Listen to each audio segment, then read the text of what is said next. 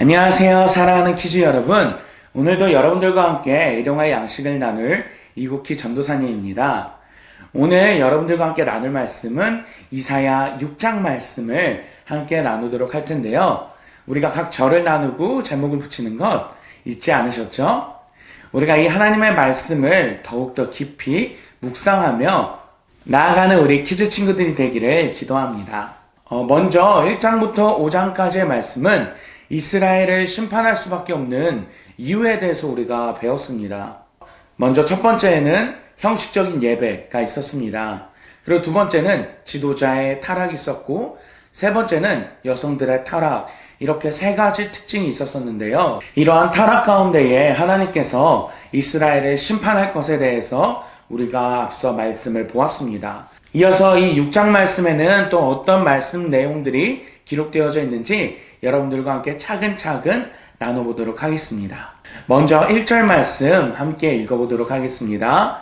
시작! 우시야 왕이 죽던 해에 나는 드높은 보좌에 앉으신 여호와를 보았다. 그런데 그 옷자락이 성전을 가득 채우고 있었다. 아멘. 지금 이 말씀에 보면 우시야 왕이 죽던 해에 라고 이렇게 쓰여져 있습니다. 역사학자들이 말하기로는 이 우시야 왕은 어떤 왕이었는가? 바로 다윗 왕과 필적할 정도로 정치적으로 또 문화적으로 아주 부강하게 나라를 이끌었던 그 왕 중에 하나였다라고 합니다.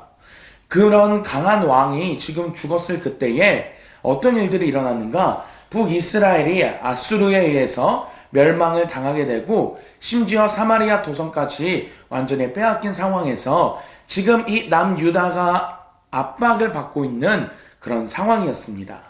그런데 이사야 선지자가 성전에 있을 때 그 성전을 가득 채우는 하나님의 임재가 임했다라는 것입니다. 그리고 그 하나님의 임재 가운데에서 천사들이 거룩하다, 거룩하다, 거룩하다 라고 찬양을 하는 그 모습들을 바라보면서 이런 강한 임재 가운데에서 이사야는 고꾸라져서 이제 내가 죽게 되었다 라고 이렇게 고백하는 것을 볼 수가 있습니다. 그리고 이어서 6절 말씀을 보면 천사 중 한 명이 숯불을 이 이사야의 입에 대는 것을 볼 수가 있습니다.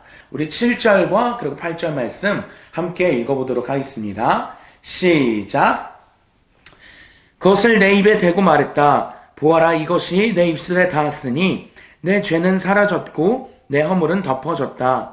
그리고 내 주께서 말씀하시는 음성을 들었다. 그분이 말씀하셨다. 내가 누구를 보낼까? 누가 우리를 위해 갈까? 그래서 내가 말했다. 제가 여기 있습니다. 저를 보내주십시오. 아멘. 먼저 그 숯을 입에 댈 때 이렇게 말을 했습니다. 보아라, 이것이 내 입술에 닿았으니 내 죄는 사라졌고 내 허물은 덮어졌다. 이게 어떤 의미를 가지고 있을까요? 단순히 이사야 한 명의 개인의 문제였을까요? 아닙니다. 이것은 바로 이스라엘 백성들을 향한 예언적인 징표였다라는 것입니다. 그리고 8절 말씀에는 이렇게 또 쓰여져 있습니다. 그분이 말씀하셨다. 내가 누구를 보낼까? 누가 우리를 위해 갈까? 하나님께서 그 이스라엘 백성들, 지금 타락한 그 백성들을 향하여서 누구를 보내야 하는가? 이렇게 외치고 있는데 이사야 선지자가 이렇게 대답하는 것입니다. 제가 여기 있습니다. 저를 보내주십시오. 하나님의 부르심 앞에 믿음으로 자신이 나아가겠다라고 이사야가 하나님께 그렇게 외치는 것을 볼 수가 있습니다. 사랑하는 여러분, 하나님께서 여러분들을 향한 그 데스티니, 운명, 비전들이 있습니다. 그런데 그 부르심 앞에 여러분들이 예하면서 하나님, 제가 여기 있습니다. 제가 가겠습니다. 라고 할 수 있는 그런 친구들이 될 수 있기를 기도합니다. 그런데 여러분 기억하십시오. 이 일은 결코 쉬운 일들이 아닙니다. 다른 사람들이 좋아해주고 그리고 기쁘고 즐겁고 마냥 행복한 일은 아니라는 것입니다. 우리가 뒤에 말씀을 한 번 더 살펴볼 텐데요. 한번 9절 말씀을 함께 읽어보도록 하겠습니다. 시작! 그분이 말씀하셨다. 너는 가서 이 백성에게 말하여라. 듣기는 들어도 너희는 깨닫지 못할 것이다. 보기는 보아도 너희는 알지 못할 것이다. 아멘. 바로 이스라엘 백성들을 향하여서 그들이 듣기 싫어하는 말을 이 이사야 선지자는 선포해야 되는 부르심을 받았다라는 것입니다. 이 이야기를 하면 분명히 좋아해 줄 사람은 아무도 없었을 것 같습니다.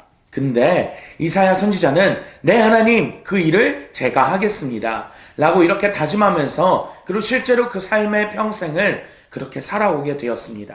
우리가 마냥 좋아하는 것만 하는 것이 아닙니다. 이 시대적으로 그리고 예수님을 믿지 않는 사람들에게 때로는 예수님을 믿는 사람들에게도 올바른 하나님의 말씀을 선포하는 것, 이것이 바로 이사야의 바로 그 부르심이었다라는 것입니다. 그 부르심에 누군가 나에게 좋지 않은 싫은 말을 할 수가 있습니다. 때로는 따가운 눈초리를 받을 때가 있고 여러 많은 사람들이 나를 향하여서 수근수근 대는 것들, 그 많은 것들을 경험을 하게 될지도 모릅니다. 하지만 이사야는 끝까지 하나님의 말씀을, 하나님의 그 부르심을 붙들고 나아갔다라는 사실을 우리가 기억해야 한다는 것입니다.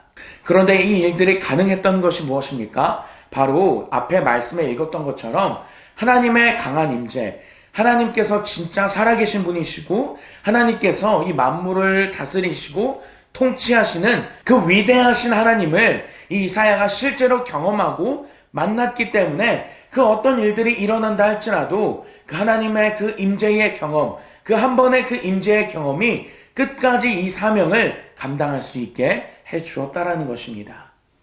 우리 키즈 여러분, 예배 가운데 하나님을 깊이 있게 만나는 것 너무나도 중요합니다. 그리고 하나님께서 여러분들에게 말씀하실 때 그 음성에 믿음으로 순종하며 반응하며 나아갈 수 있는 우리 친구들이 될 수 있기를 기도합니다. 지금 이 시대 가운데에도 하나님께서는 하나님의 일을 위하여서 하나님의 나라의 확장을 위하여서 헌신할 하나님의 백성들을 찾고 있습니다. 그때 여러분들이 하나님 앞에 하나님 제가 여기 있습니다. 제가 그 일들을 하겠습니다. 힘들고 아프고 때로는 고통스러운 일이라 할지라도 그 일들을 제가 순종하며 부르심의 완성을 위하여서 달려가겠습니다. 라고 할 수 있는 우리 친구들이 될 수 있기를 바랍니다.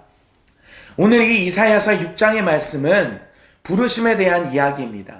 여러분들 한 명 한 명을 향한 하나님의 부르심이 있습니다.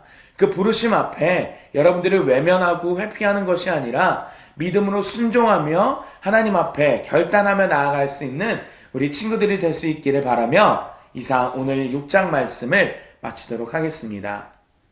이 말씀이 여러분들에게 은혜가 되었다라고 한다면 좋아요와 댓글 그리고 공유하기를 해주셔서 다른 친구들에게도 함께 비전의 완수를 위하여서 달려갈 수 있도록 동참해 주시면 감사하겠습니다.